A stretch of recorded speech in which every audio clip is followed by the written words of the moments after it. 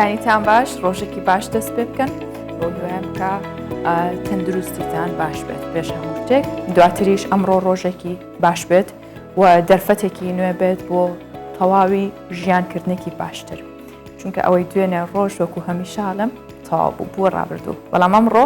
با بە دیاری وەربگرین تا بتوانین ئەوەی پێویستمانە، ئەوەی پێویستە لەسەر شانمان ئەنجامی بین. ئێمە کۆمەڵە بەرگە و بابەتمان بۆ ئامادە کردوون لە پرۆگرامی بەیانی 24. ئێوە بینەر و بیسەر بن تا تەواوی ببیستن و ببینن، بزانن کە ئەمە بابەتانی ئامادەمان کردووە کلتوری، فەرهەنگی و هەروەها پڕزانیارین. بۆیە بەیانیەکەتان لەگەڵ ئێمە بەردەوام بکەن. بەڵام با لە سەرەتادا بە هەندێک لەو بابەتانە ئاشناتان کەم، دواتریش گفتوگۆی چڕی لەسەرەکەین.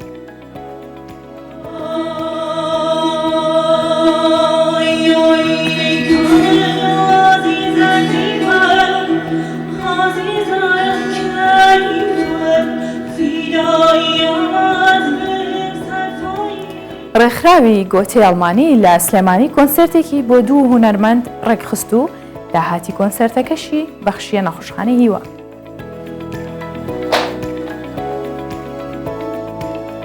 پرۆژەی هەوری لە ڕێگەی مۆزەخانێکی گەڕۆک بۆ گرنگیدان بە پرسی کلتوری گەشەپێدانی کلتوری بۆ دووەمین جار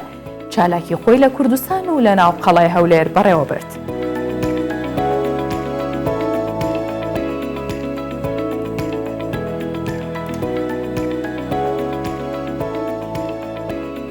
بیست و سێمین خولی پێشەنگەی نێودەوڵەتی بەغدا بۆ پەرتوب کرایەوە کە ماوەی 10 ڕۆژ بە بەشداری 17 وڵات بەردەوام دەبێت.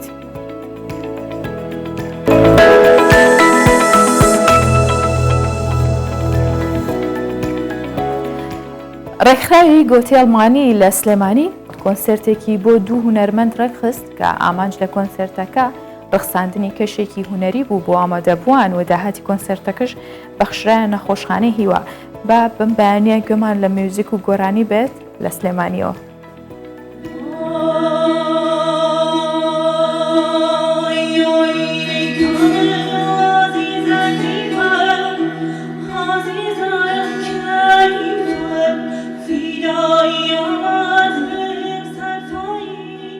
لە ساڵی 2016ەوە بە خۆی و ئامێرە موزیکیەکەیەوە کاری هونەری و کۆنسێر دەکات. ئەو لە کاتی ژەنینی ئامێرەکەیدا ڕۆحیشی تێکەڵ بەو ئاوازانە دەبێت کە دەیژەنێت، بەڵام کاری هونەری ئەم جارەی جیاوازە، چونکە ئەو کاری دەیکات خێرخوازیە و هیچ داهاتێکی لێ دەست ناکەوێت. بۆیە دانا محێدینی هونەرمەند خۆشحاڵە بەوەی دەتوانێت کارێک بۆ نەخۆشخانەی هیوا بکات. هەر تاکێک کاتێککە توانایەکی هونەری هەیە یان لە هەر بارێکترا توانای سوزام ئیمکاناتێکی هەبێ پێویستە ئەو توانایی ببەخشێت. جا ئێمەش هەستاین بەوەی کە بیرمان لەوە کردەوە کە چۆن زۆر کات با بڵێن کۆنسێر دەکرێت بە بلیتەوە بلیتیش ئەگەڕێتەوە بۆ خاوەن کارەکە، بەڵام ئێمە پێمان باش بوو ئەم کارە ببێتە یعنی هەم کارێکی هونەری بێ و هەم کارێکی مرۆیی بێت.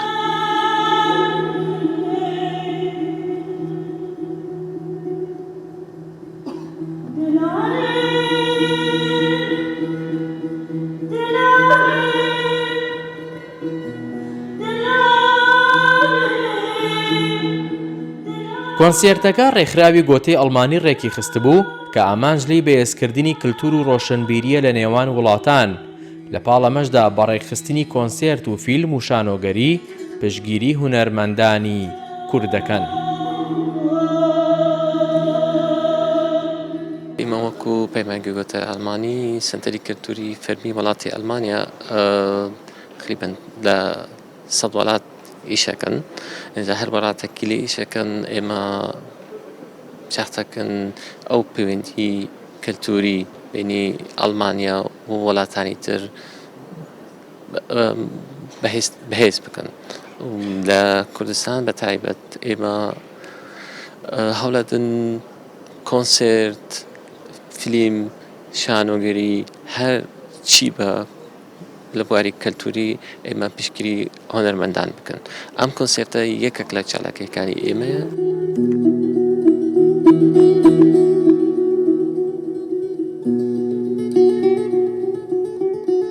کۆنسێرتەکە لە چەند میلۆدیەکی دیاریکراوی فۆلکلۆری کوردی و گرێدانی بە چەند میوزیکێکی نوێ پاش دەستکاریکردن و گەشەپێدانی پێشکەش بە ئامادەبوان کرا و کەشێکی هونەری جیاوازیان بۆ ڕەخساندن.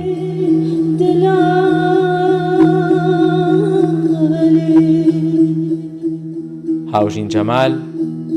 کوردستان 24 سلێمانی.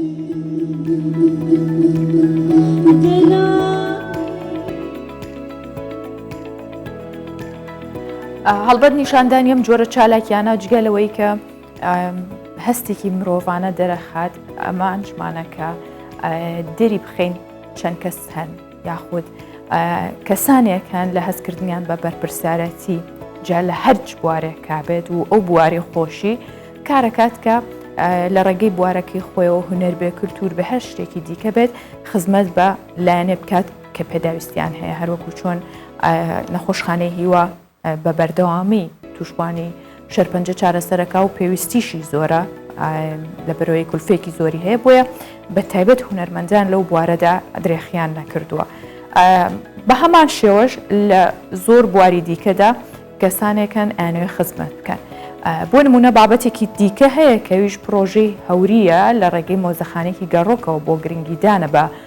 پرسی کولتور و گەشەپێدانی کولتوری. لەبەرەوەی کولتوری گەلان بەشێکی جگەل لە کاری هونەری یاخود لەو مێژ و سەرۆت و سامانەی کە لە کۆندا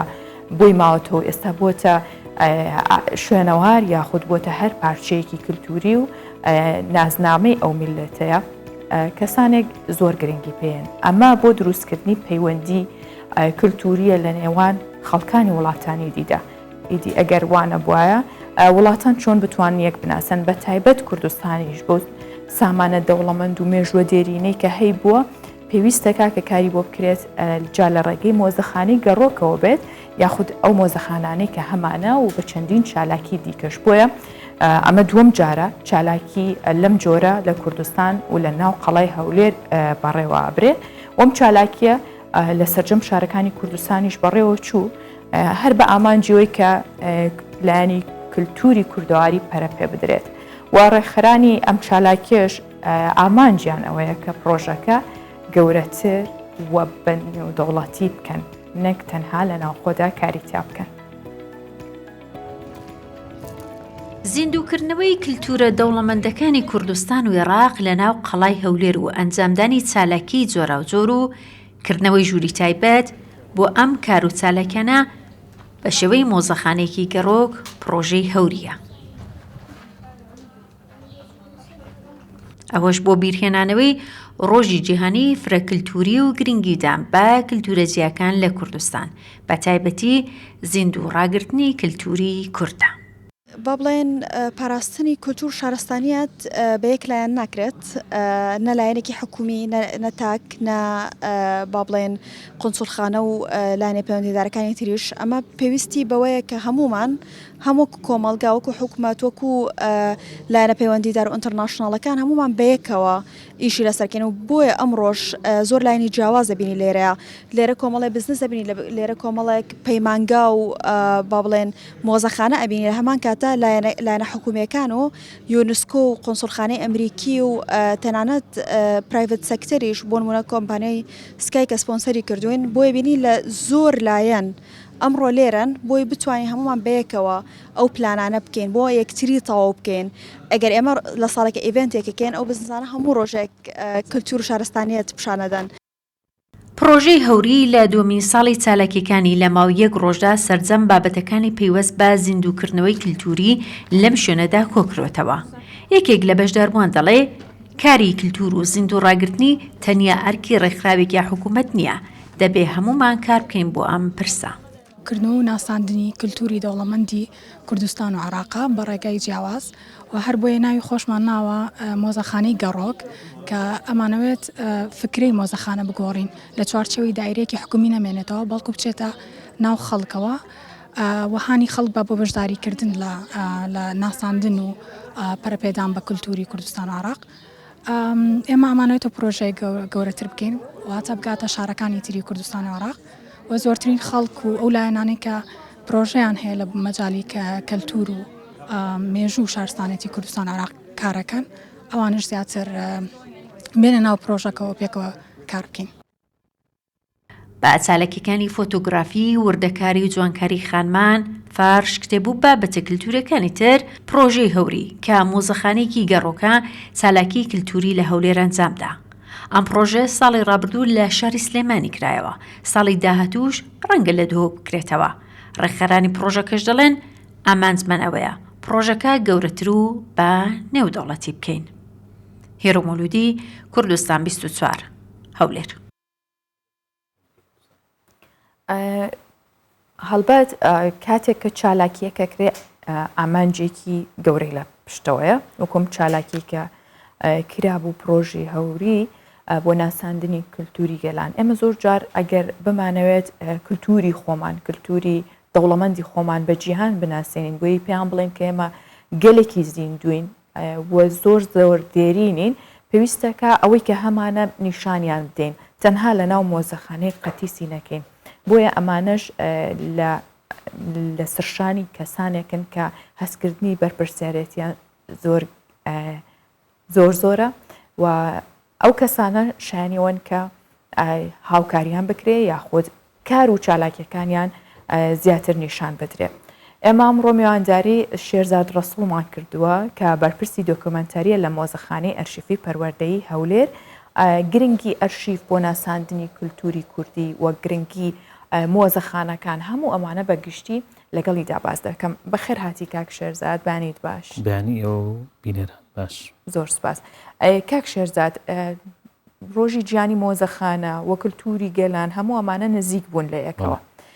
ئێوە چۆن توانیتان ئەم دەرفەتە بقۆزنەوە یاخود بە شێوازێکی تر بڵم پێتان وایە کە ئەم ساڵ گرنگی زیاتر بۆنانە درا و خۆستانەوە بۆ ئەوەی کە ئامانجێک کە هەتانە بیپێکن؟ بەڵێ خۆی هەردووک چالاکی لەکە لە دوایەک بووی وەکو مۆزەخانە و ئەرشیف پەروەردەی هەولێر چالاکێکمان لە شاری هەولێر ئەنجامدا لەناو دیوانی مۆزەخانە و دواتریش ئەو چالاکیمان لە پێشەنگای نێودەوڵەتی بەغدا نمایش کرد. ئەوە بۆ ڕۆژی مۆزەخانەکان. بۆ ڕۆژی فرەکەلتوریش پرۆژەی هەورێ کە مۆزەخانەیەکی گەڕۆکە دوێنێ لە سەرقەڵا پێشەنگایەکی نیشاندا کە وەکو لەو راپۆرتە تا دیتمان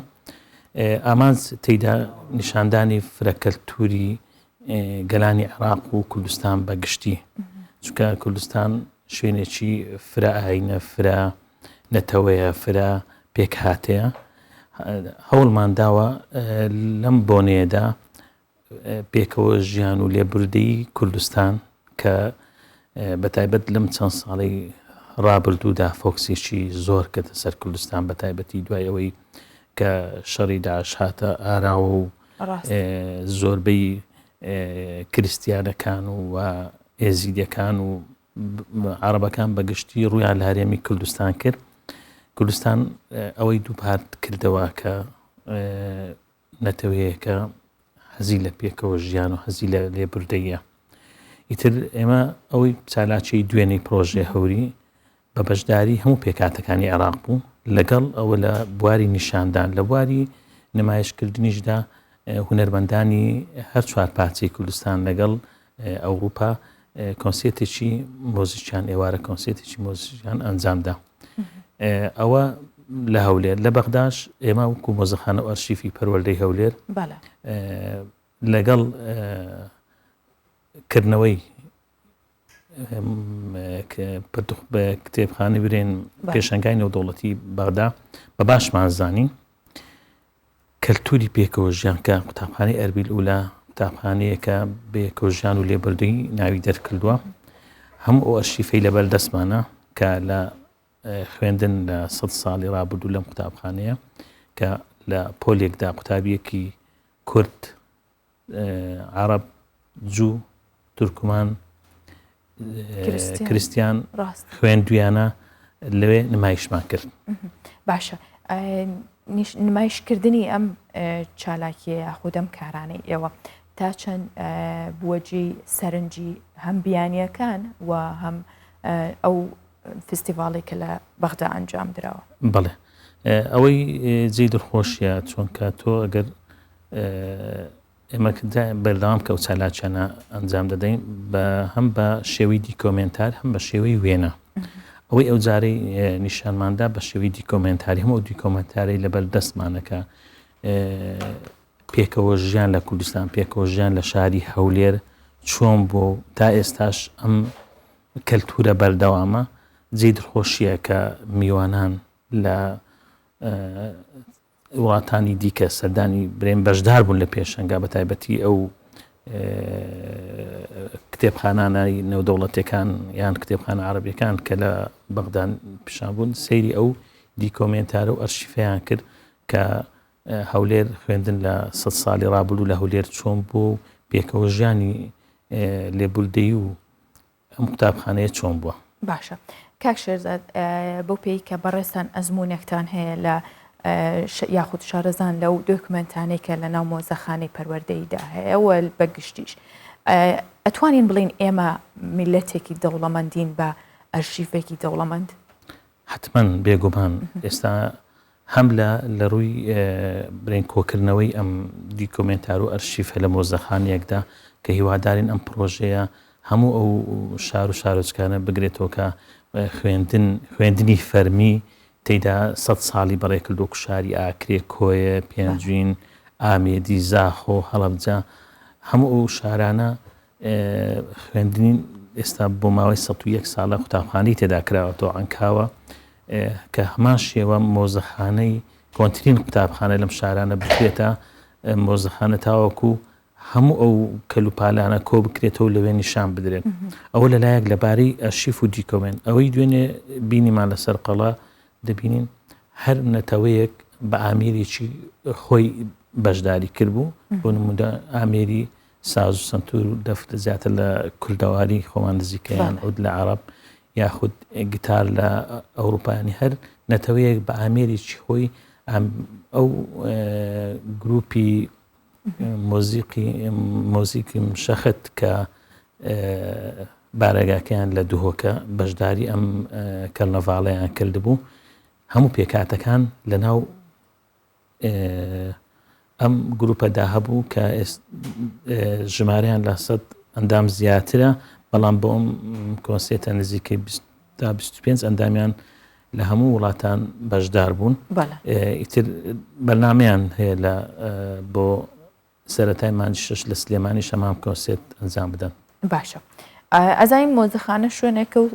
جێگیرە لە هەموو شارێک یاخود شارستانێتی زۆربەی وڵاتەکان هەیە بەڵام لەوانەیە دەرفەت نەبێت هەموو کەس بینەری بێت بۆیە گرنگیەوە چییە کاتێکە بە شێوەی گەڕۆک بیناسێنی بە هەم ناوخۆ هەم بیانیەکان پرۆژەیەکی زۆر جوانە ئەمە ساڵانە بە شێوەی گەڕۆک لە کۆتایی هەموو ساڵێک لە بەغدا فستیڤالێک دەکرێت بە ناوی دیداری ئازیزان ئێمە هەموو ساڵێک بەکوبرێ بەشێکمان وەرگرتووە لەم فستیڤالە نێودەوڵەتیە کە زۆربەی وڵاتان بەشدارینە تاوەکو هەموو ئەو کەلوپەلانەی لە بەردەستمانە لە ئەرشیف و دیکۆمنت و وێنە لەوێ نمایش بکەین ئەوە سەبارەت بە عێراق هەروەها بەتایبەت هەرێمی کوردستانیش ئەو پرۆژەیە کە ئێستا پرۆژەی هەورێ پێدەرێن پرۆژەیەکە بووەتە ئەوەی کە پاڵپشتی نێودەوڵەتی هەبێت کۆنسوڵخانەکان زۆر بۆ بڵین ئەم پرۆژەیە هاوکارن تاوەکو کەلتوری پێکەوە ژیان لە کوردستان بە ڕووی بینێران و بەمبووی ئەو سەردانکەرانە بناسێنن کە کوردستان وڵاتێکی فرەنەتەوەی و فرەئاین و فرەک پێکهاتەیە هەر ساڵێکیش لە کوردستان زۆرە چالاچێک دەکرێت بۆ نمونە ساڵی 2017 تیپێکی میلی فەڵەستین هات لێرە نمایشیان کرد چەندی نمایش خۆیان ئەنجامدا کۆتاییەکان بە نمایشێکی شایی کوردەواری بوو یعنی پێش ئەوەی بێنە ئێرەمە کۆنتاکمان کردبوو ئەو بەرهەمانی خۆمانمان بۆ ڕەوان کردبوون ئەوان لەسەریان پرۆڤە کردبوو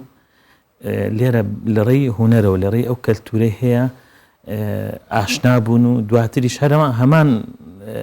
نمایشیان لە لوبنان لە چەند وڵاتی دیکە ئەنجامدا. باشە دروستکردنیەم پەیوەندیانە لە نێوان کوردستان و گەلانی وڵاتانی دیکە بە تایبەت لە ڕۆژهەڵاتی ناوەڕاست بەجا چە ئەوروپاش بێ ئێوە چۆن نەتوانن بەردەوامی پێبەن و پتەوتری بکەن ئەوە دەبێت لە ڕێگەی پەیوەندیەکانی دەرەوە لە ڕێگەی ئەو نووسنگانانەی حکوومەتی هەرێم لە وڵاتان هەیەی بتوانێت زیاتر هاوکاری و هەماهەنگی بێت تاوەکو ئەو کەلتورە هاوبەشەی لە نێوان گەلاندا هەیە بتوانین ئاڵوگۆری بکەین چونکە گەلی کوردستان گەرێکی ستەمدیدەیە زۆر کەلتور هەیە ئێستا بەرەو نەمان دەچێت لەبەرەوەی ئێمە خاوەن دەوڵەت نین بۆ نمونە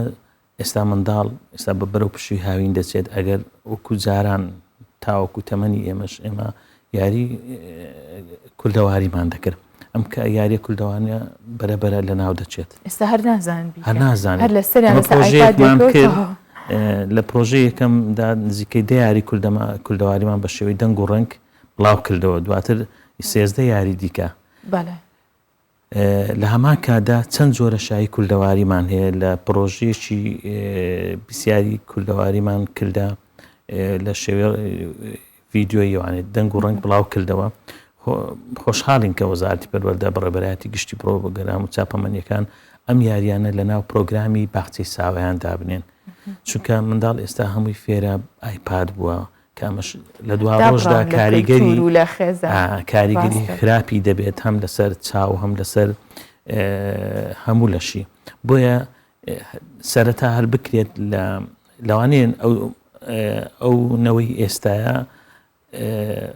لەگەڵ ئەم یاریانە نێتەوە لەبەرەوەی یاری ئەلکترۆنی هاتوونە جێوانەی گرتوتەوە بەڵام هەنگاوی دەستپێک باشترە لە باخچەی ساوایان دەست پێ بکرێت بۆ ئەوەی منداڵ ئاشنای یاریە کۆنەکانی کولدەواری بێت زۆر جار یاریشمان هەیە یاریمان هەیە بەرە وڵاتان چووە لەبەر بێخاوەنی بێ ئەوەی کەوا تۆمار ئەمە لە سەرەتاییترین شتەکانی قۆناغی سەرەتایی مرۆڤ ئەنی کێشەکەژەوەیە زۆر جار دایک و باوکەکان خۆیان شارەزاییان نییە خۆیان ئاشنایەتیان نییە بۆ کللتورە جا لە ئەگەر یاریەکەەوە بە هەتا ئەگاتە هوەر و ئەدەبیاتیش ئەمە کارە ساتەکەیە بەڵام من خۆشحاڵ بوومەش چەندە بابەتە هەڵەگرێکە بەردەوام قسەی لەسەرکەینەوە بیر خۆمان و کۆمەلگاشی بێنینەوە سپاس کە بەم جلو بەرگە کولتوری و جوانەوە میوانی پرۆگرامەکەم بووی سپاس زۆر سپاس بە خێراتی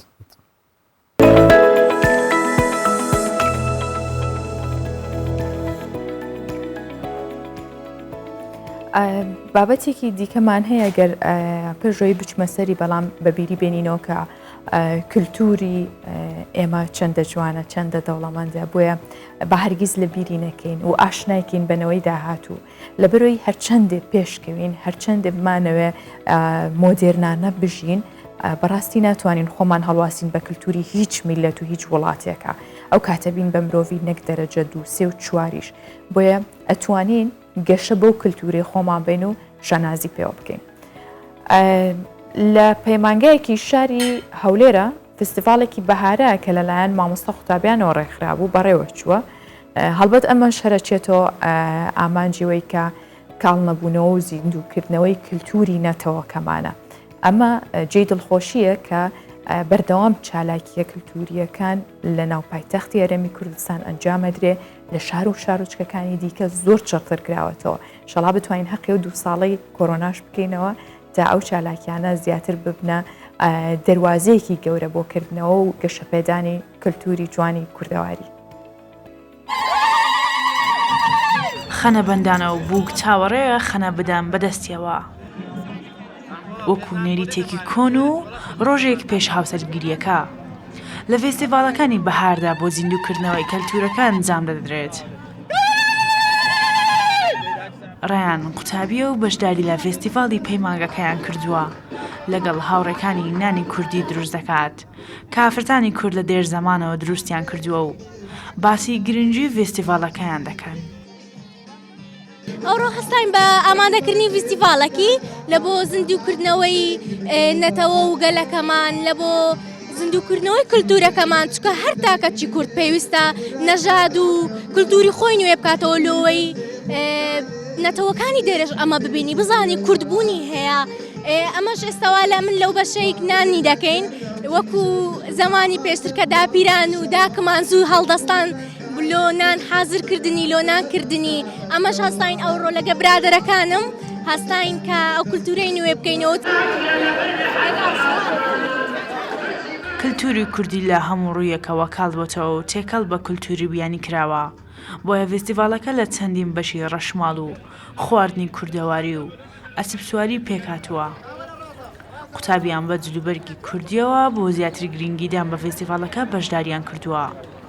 مامۆسایانی پەیمانگەکە وەکو بەرپرسیارەتیەک لە نیشاندان و زیندووکردنەوەی کەلتوری نەتەوەی کورد ڕێکیان خستووە. ساڵێک پەیمانگای نۆبڵ هەڵدەستێ بە ئەنجامدانی فیستیڤالێکی لەو شێوەیە کە لە چەند بەشێک پێکاتووە بەشی کەلتوری، بەشی هوەری، بەشی زانستی و لە ناو بەشەکانی چەندین یاری و شتی تری تێدا ئەنجام دەدرێت. بۆیە پەیمانگای نۆبڵ شانازی دەکات ساڵانەکە فیستیڤالی لەو جۆرە دەکات و بۆ بەتایبەت بەها کەلتوریەکان کە پارێزگاری لێ بکەین و وا بکەین لە بۆ نەوەکانی داهات و کەلتور و دابوونەرێتی کوردەواری نیشانی تاچی کۆمەلگایەکەی خۆمان بکەین. ئەو جۆرە فیستیڤالانە زۆر گرنگە کە لە ناوەندەکانی خوێندن و سەرجەم زانکۆ و پەیمانگایەکان ئەنجام بدرێت لەبەرەوەی دەبێتە هۆی ئاشنایی کەلتوری کوردی بە تاکەکانی کۆمەلگاوە بە چینی قوتابیان کە ئەمە وا دەکات قوتابیان ئاشنای دابوونەریت و کەلتوری با و باپیرانی خۆیان بن. هەر کۆمەلگایەک با کەلتوری تایبەتی خۆی دەناسرێتەوە کە کاریگەری و ڕنگدانەوە لەسەر کۆمەلگا و بەتایبەت لەسەر گەنجان دەبێت. چونکە کولتور فێربوونەوەک خۆڕسک بێت. کۆمەڵگای کوردیش بەدەر نەبووە لە دەستا دەستکردنی کللتورەکەی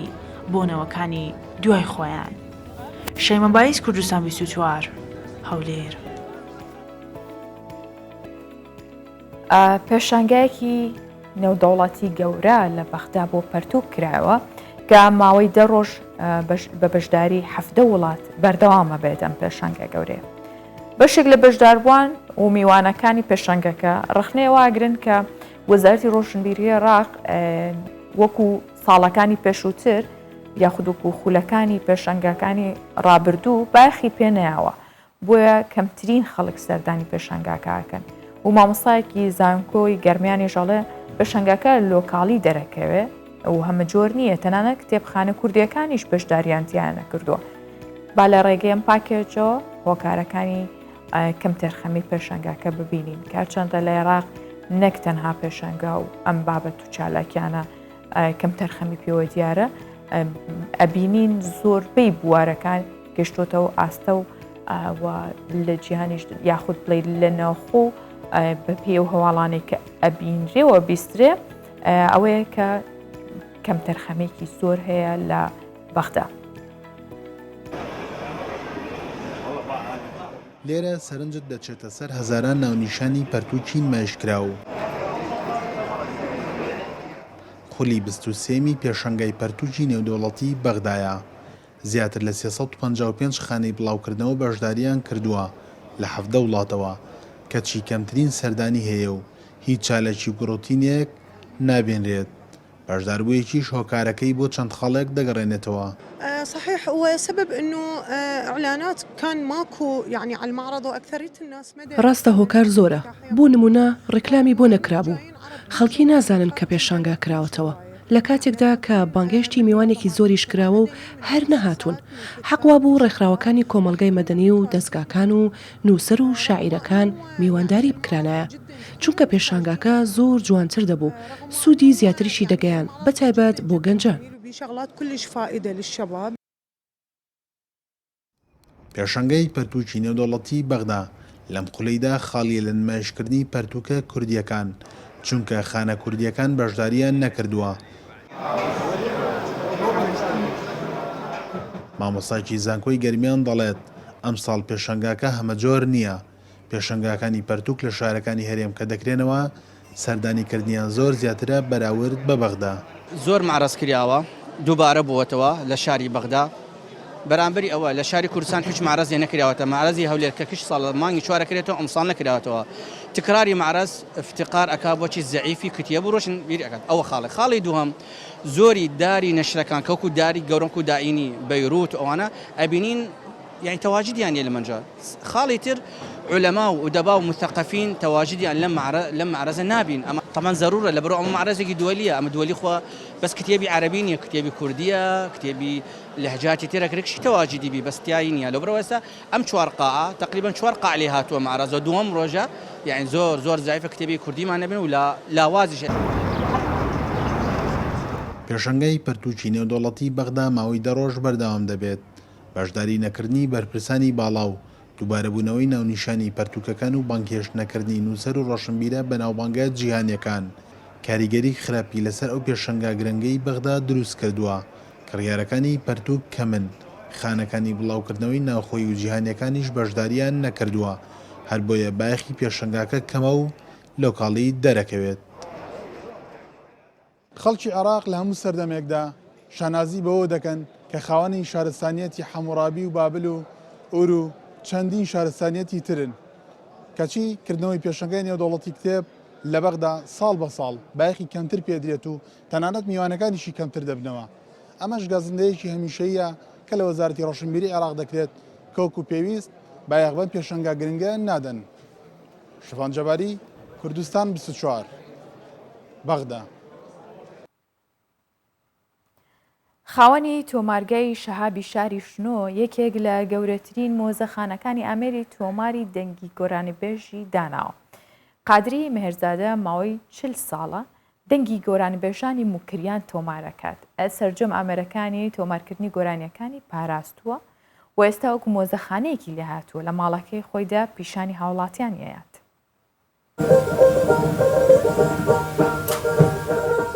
ماوەی 40 ساڵە سەرقاڵی تۆمارکردنی دەنگی گۆرانی بێژانی موکریانە.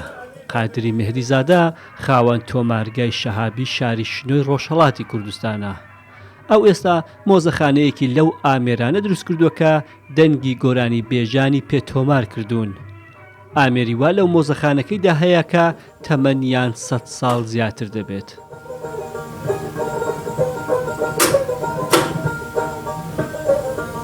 کاری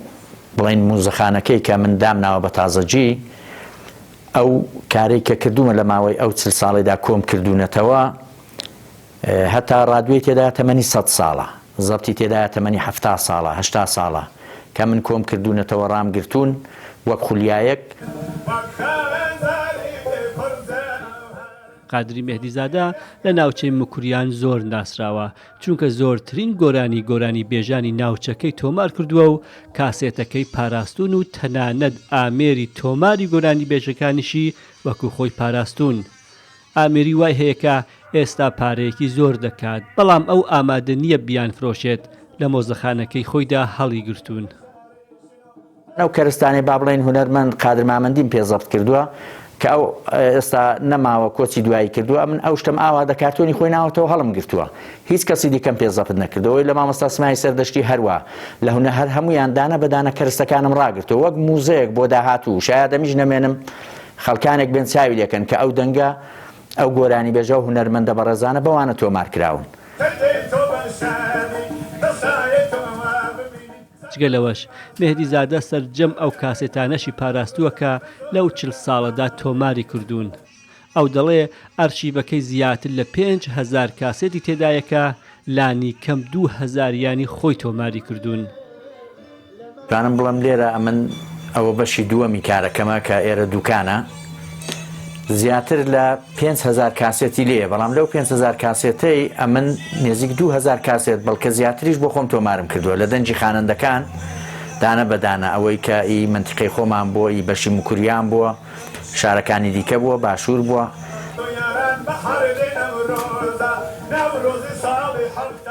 یەکێک لە خەونەکانی خاوەنی تۆمارگەی شەهابی شنۆ ئەوەیە کە سەرجەمە و ئامێرانە بدۆزێتەوە کە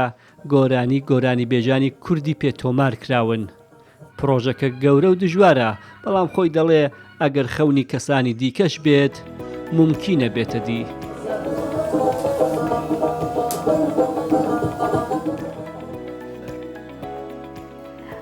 دوو ڕێکخراوی بیانی هەستاون بۆی کە هاوکاری کۆمەڵێک پارێزەری خۆبەخش بکەن و هاوکاری یاسایی و کەساناکەن کە لە دۆخێکی سەختان ناتوانن پارێزەر بگرن. کاتێک کەسێک دووچاری ڕووداوێکە بێ یاخود تۆمەتبارە بێت تاوانبارە بە هەر جۆرێک لەم جۆرانە پێویستەکە ئەو کەسە دیفاع لە خۆی بکات یاخود کەسانێک تون و تیژیان بەرامبەرەکرێ ئەترسێ ناژوێرێت خۆی شکات بکات یاخود خۆی مافی خۆی بە جۆرێک بەدەست بێنێتەوە بۆیە کۆمەڵێک گەنج لە ڕێگەم ڕێکخراوانەوە ئەبنە پارێزەری ئەوان دوو کەس یاخود بڵێن دوو گەنج لەوانە میوانی منن ئەمڕۆ ئەویش ڕەوەندە میربەگە و هەروە ئورجان عەدنان جافە هەردووکیان لێرە نورجان خان و کاک ڕەوەند لێرە میوانی منن بە خێراتن بانێکی باش بۆ ئێوە ڕۆژتان باش ڕۆژی کوردستان باش زۆر سپاس بۆ ئێوە باشتر جا من هەمیشە لە ژنانەوە دەست پێ یەکەم سەیدات ئەوەلەن سپاس خاتو نورجان سەرەتا با باسێکی ڕێکخراوەکەمان بۆ بکە ئەو هاوکاریانە چین کە پێشکەش بۆ کەساناکرێ یاخود بڵێن و کەسانە شکێن کە سوودمەندە بن لە ئەو کاری ئێوەیکەن ئێمە تیمێکی پارێزەرین ینی لە چەند پارێزەرێک پێک هاتوین دەمانوێت مساعدەی ئەو شخصانە بکەین کە پێویستیان بە مساعدەیە و ناتوانن بگەنە حقوقی خۆیان لە پێش مەحاکمی هەولێرێ لەبەر نەبوونی عەدالەت نییە عەدالەت لە هەولێرە دایمەن مەحفوظ بووە لەکن مەحاکمەکان دایمەن مەحفوظ بووە بەڵام هەندێک جار ئەو ئەشخاصانە کە دایانەوە بگەنە حقوقی خۆیان وەختێکی زیاتریان دەوێت معلوماتیان لەسەر قانون نییە پێویستیان پێ یەکێک ینی ڕاوێژی پێ بکەن تا بگەنە ئەهدافی خۆیان نەتیجەکانی خۆیان ئەمەش ئەو ڕێکخراوەماندانە لە بۆەوەی مساعدەی ئەو شخصانە بکەین ڕێیەکیان پیشاندەینێ ئیشەکانیان ئاسانترکەین و ئەو طبقەی دەمانوێمە یارمەتیان دەین طبقەکی هەژارن یعنی لەبەر نەبوونی با بڵێن وەزعی مادیان باش نییە ناتوانن هەریەکە و محامیەکی بگرن تا ئیشەکانی خۆیان بگەن نەتیجە ئەمە وەکو گرۆپێک دەمانوێت مساعدەیان بکەین بە خۆبەخشانە بگەنە حقوقی خۆیان دەستان خۆش بە نمونەتان زۆر بە پێم خۆشە هەمان پرسیاریش لە کاگڕەوەن کەم ئایا ئەم پرۆژەی یاخود لە هەستکردنی بەرپرسیارەتی ئێوە گەنجێکی خۆ بەخەش ئەم ڕێکخراوانە چۆن لەگەڵ ئێوە هەماهەنگیەکەن و چۆنێوە توانن بە یەکەوە کار بۆ ئەو کەسانە بکەن کە پێویستیان بە ئێوەیە بەڵێ هەر وەک ئوستازە ئاماژەی پێدا لە ئێستا ئێمە لە شاری هەولێری خۆشەویست دەستمان پێ کردووە پەیامێکمان پێ هیوادارین لە هەموو شارەکانی تر پارێزەرانی خۆ بەخش بێنە ڕیزەکانمانەوە بۆی بتوانین زۆر گەورانکاری هەم لە یاسا بکەین و هەم بۆ ئەو خەڵکانی کە پێویستیان بە پارێزەرە بۆ ڕایکردن یاخود بۆ خێرا بەڕێوەچوونی پرۆسی دادگایی بۆی زوو بگەن بە حەقی خۆیان هەڵبەتە یەکەم شاری هەولێرمان هەڵبژارد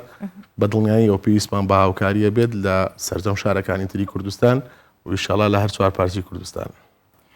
هەر ئێوە وەکوتی مەکە ئەچنە پارچەکانی دیکەی کوردستانیان ئەتانوێت بۆ نمونە گەنجی پارێزەری دیکەش لەوێ هەماهەنگ بێت لەگەڵتانە بە دڵنیاییەوە پێمان خۆشە چکە ئێمە پێویستمان بە هاوکاری هەر تاکێک هەیە لە هەر شارێک لە هەر پێگە و پلۆپۆستێکا بێت باشە ئەو کەسانێک کە پێویستیان بە ئێوە بێ وەکو خاتون و جانیش ئاماژەی پێکرد کەسانێکن لەوانەیە نەتوانن لەبەر هەژاری بێت یاخود هۆکارێکی دیاری کراو بێت پارێزەر بگرێت ئەو نەتوانێت مافی خۆی بەدەست بێنێ کەواتە ئێوە چیان بۆەکەن ئێمە لە قۆناغی سەرەتایە هەوڵمان داوە سەپۆرتی مادی بە شێوەیەکی لۆکاڵی بکەین بە هاوکاری هەندێک ڕێکخراوی بیانی لە ڕاستیە بۆ گەورەبوونی با بڵێن سنووری ئەم پرۆژەی ئێمە پێویستمان بە دامی گەورەترا زۆر ڕێکخراوی بیانی ئامادەی خۆیان نیشان داوە کە بێنە کوردستان بۆی کارمان لەگەڵ بکەن لە زۆر لایەنە پێویستمان بە یەکتری ئەبێت بەڵام بە هۆکاری هەندێک با بڵێن ڕێگری لە شێوازی ئینڤایتکردنیان بۆ کوردستان تا ئێستا نەمانتوانیوە داوەتێکیان بکەین بە هیوام بگەین بۆی کە بانگێشتیان بکەین بۆی ئەوانیش لە نزیکەوە ئەو پێشکەوتنانە ببینن کە لە بواری یاسا لە کوردستانە بەرقەرارە جێگی دڵخۆشیە سەرکەوتوو بن ئێوەش باسی ئەومان کرد کە ئێوە چۆن سپۆرتی و کەسانەکەن کارەکانتان چیە کەواتە بە کوی گشتی ئامانجتان چییە خاتون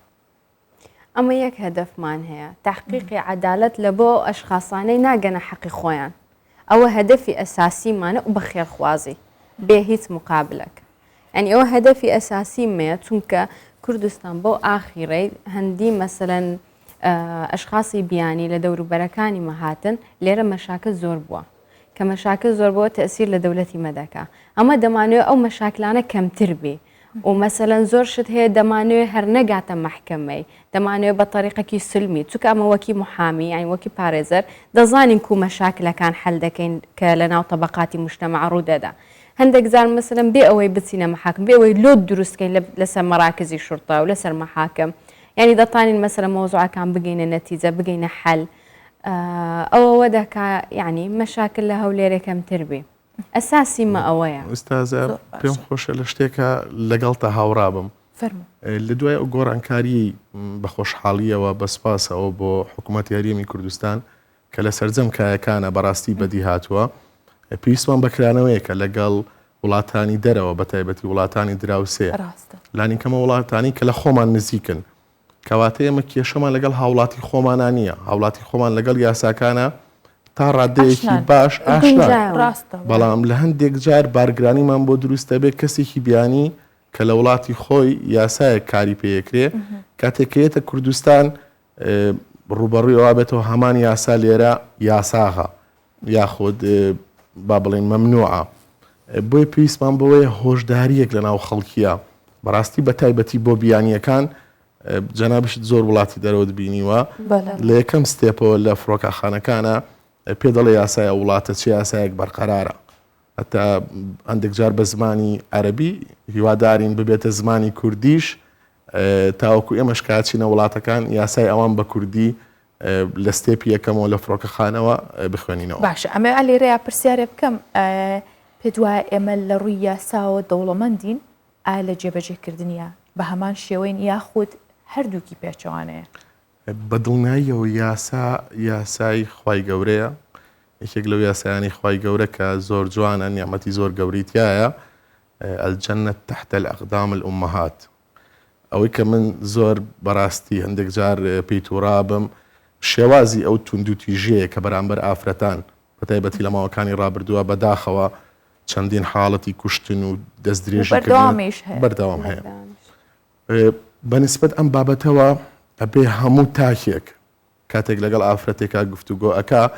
ڕاستی ئەمە لە مەکتەبی ڕاوێژکارێکەش زۆرجار لەگەڵ ئوستازە باسی و حاڵەتاکەین بۆ خۆشمان پێویستمان بە ڕاوێژە ئێمە کە ڕاوێژ دەکەین باس لەواکەین چۆن دەبێت کەسێک دەستی بچێتە ڕۆحی ئافرەتێک یا جەستەی ئافرەتێک کە بیشێوێنێ لە کاتێکە ئافرەت دایکە ئافرەت خێزانە ئافرەت خوشکە بۆیە داوا لە هەموو کەسێکەکەم لە کوردستان لەم ڕێبگایە لەم خەباتەیە خەباتێکی باشمان لەگەڵ بکەن چکە پێویستمان بە هەندێک جار لەوانەیە پاوەری گەورەتر بێ ڕاستە لە زۆربەی ئەو کەیسانەی من بە تایبەتی خۆم ڕوبەڕووی ئەبمەوە کێشەمان بۆ دروستە بێ لەگەڵ خەسمەکەمانە لەبەرەی خەسمەکەمان ئەو کەسی کە هێرشی کردووەتە سەر کچێک یان دەستدرێژی کردوتە سەر خێزانەکەی یان کوشتێتی یان چەخۆی لێاوە سێرەکی کەسێکە لە ئاستی خوێندەواری مامناوەندە یاخود بەداخەوە خوار مامناوەندە هەندێک جار کارەگاتە ئەوەی تهدیدمانەکە بە ئاستی ڕۆشنبیری کەسەکانەوە بە دڵنیاییەوە ئێمە پێویستمان بە شۆڕشێکە لە ڕەوزەکانەوە دەست پێ بکەین خۆ دەزانی یاساش پێویستە هەندێک جار خۆتی لەگەڵا بگونجێنی ڕاستە خاتون نورجان بەرکەوتنی تۆ لەگەڵ هەموو کەسانی کە ستەم لێکراون یاخود مافیان خوراوەیان بە جۆرێک لە جۆرەکان کەوتۆتە حەدەسێکەوە کە پێویستەکە کەسێک ڕاوێژی پێ بکە و ئەژزانی لەناو کۆمەلگای ئێمەوە لە جیهانیش ئەوە زۆر باوە ژنان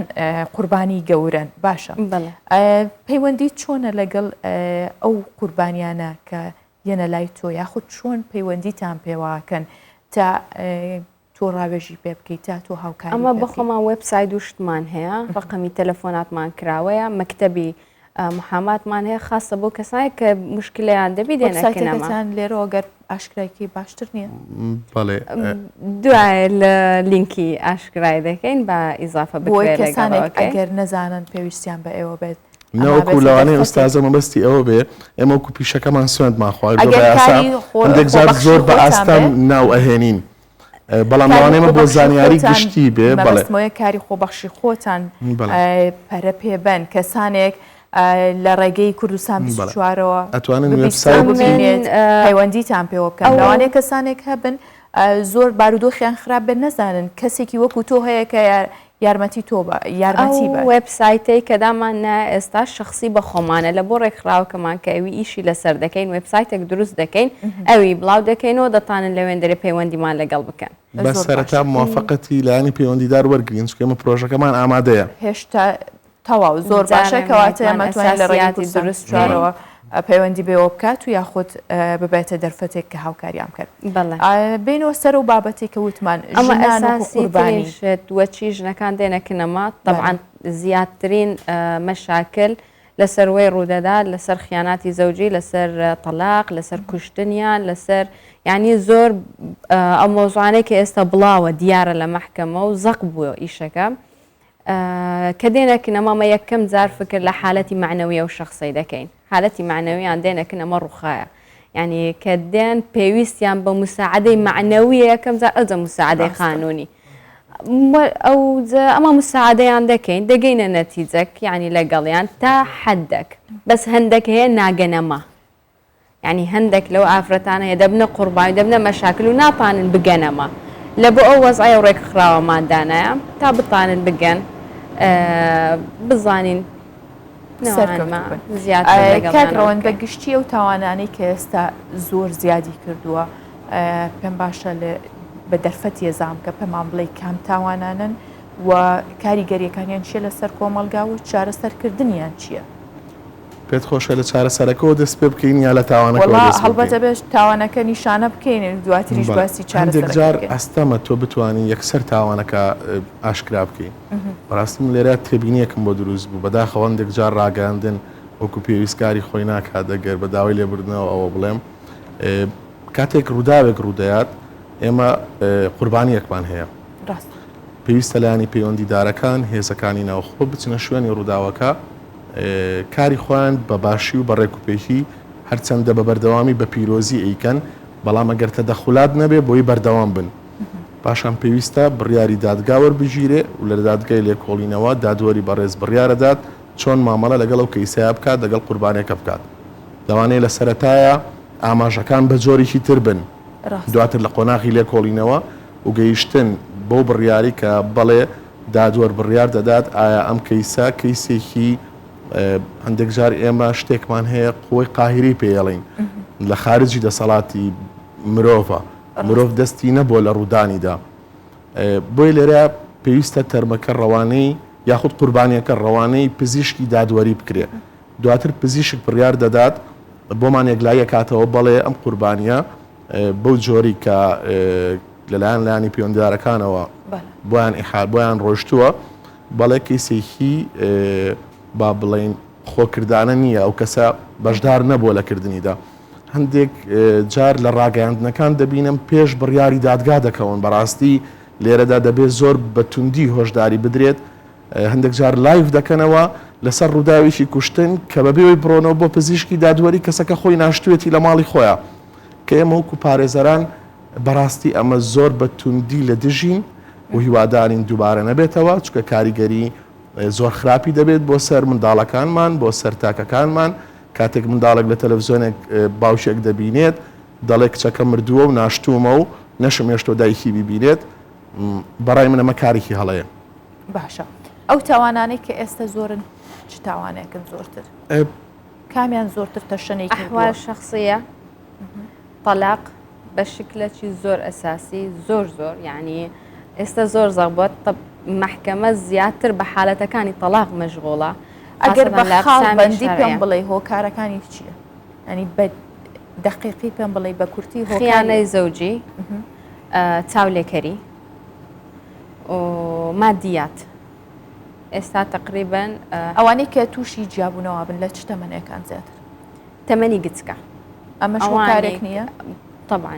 ئەوە لە ئەساسی معنی مشکلێکی ئەساسی مجتمعی ما زەواجی عمری گچکە پێشەوەی ئەو شخصە بگاتە ئیشی خۆی پێشەوەی بگاتە شەهادەی خۆی پێشەوەی بگاتە حیاتی خۆی دەینێرنە ڕێی زەواج طبعا ئەو ئینسانە جارێ مشکی تەکوین نەبووە کاملەت و ئەو شخص هەست بە مەسئولیت ناکە هەست بە ئیلتیزاماتی زەوجی ناکە ئەو قودرەتەی نییە هەست بۆ حاڵەتەی بکایانی ڕاست لۆیە ئەساسیە و باشە کاگڕەوەند ئەم پیشەی ئێوە پیرۆزە دەستان خۆش بێت ئێوە خۆ بە پیشەی جەنابیشتەوە چکە سوێند خواردنی تایە هەر پیشەیەک سوێند خواردنی تیا بوو ئەوەی کەی بینین ڕاستی و دروستی بگەێنین کاگڕەوەند ئێوە نەبوونەتە بۆ نمونە نیگەرانی جێی پارێزانەرانی دیکە بۆ زۆر جوارەوانەڵێن ئەنی ئەوانی ژۆک و پیشەیە کارەکان یانەوێت لەو ڕێگەیەوە هەموو کەس ئامانجێتی لە باری مادی باشتر بێت ئێوە تا چەند هەستە خۆبەخشیەکەتان هەستە بەرپرسیارەتەکەتان جێبەجێ کرد و نەبووتە جێنی گەرانیوانیا خودت هیچ تووشی هیچ گرفتێک نابنەوە لەو حاڵەتە گەر بە کورت زۆر بە پێچەوانەوە ئێمە دەستخۆشیێکی زۆریشمان لە یەکرێ هەندێک جار بۆ خۆ دەزانی حکوومەت لە کەرتی گشتی ناتوانێت سەرجەم پارێزەران با بڵێن بخاتە سەرکار هەر بۆیە ئەمە دەبێتە دەرفەتێک بۆ دۆزینەوەی هەلی کار بۆ زۆرترین ڕێژەی پارێزەرانی بەڕێز ئەوانی هەندێک جار لەبەر دەرفەت نەبوون پێیان ناتوانن کار بکەن ئێمە بە خۆشحاڵیەوە بە شەرەفێکی گەورەوە توانین کاریان لەگەڵا بکەین ئەمە تەوەقع دەکەین سپۆرتیشمان بکەن پاڵتیشمان بن مساعدەشمان بکەن لەو مۆزوع تەوەقع ناکەین زدمان ڕاوەستی نمونەتان زۆر بێ من زۆر خۆشحاڵ بووم بە هیوام کارەکانتان فراوانتر بێ و هیچ کات هیچ کەس پێویستی بەوە نەبێت کە بگاتەوە حەدە تەنها ئێوە کوولانی ڕاوێژکار سەرکەوتوو بن جێ خۆشحاڵیەک گەنجان بەو شێوەیە کارەکەن گەلێک سپاس بۆەوەش بینیمان کە گەنجانێک هەن چۆن کارەکەن لە پێناو ئەوەی کە کەسانێکی دیکە لە بارودۆخێکی سەخت و خراپدا ڕزگار بکەن ئەمە بۆ چیەگەر ئێمە دانیشین لە ماڵی خۆمان و تووشی هیچ کێشەیەک نەبین حەقی کەسمان نییە بەڵام نە ئەم جۆرە کەسانەش هەن کە ئەیانەوێت یارمەتی هەموو ئەوانە بکەن کە بدەن کە مافیان خوراوە یاخود پێویستیان پێیانە ئەم بەیانی 24م پێشکەشکردن بەو بەرگە و بابەتە ئەدەبی و هوەری و کللتوری و یاسایی ئامادەمان کردبوو تا ئێوە بینەر و بیسەری بن و سوودێکمان بە ئێوە گەیاند بێ بۆ هیوام کە بەیانێکی خۆشتان دەست پێکردبێ و تەواوی ڕۆژەکەتان بە ئارامی بەڕێ بکەن ماڵەوە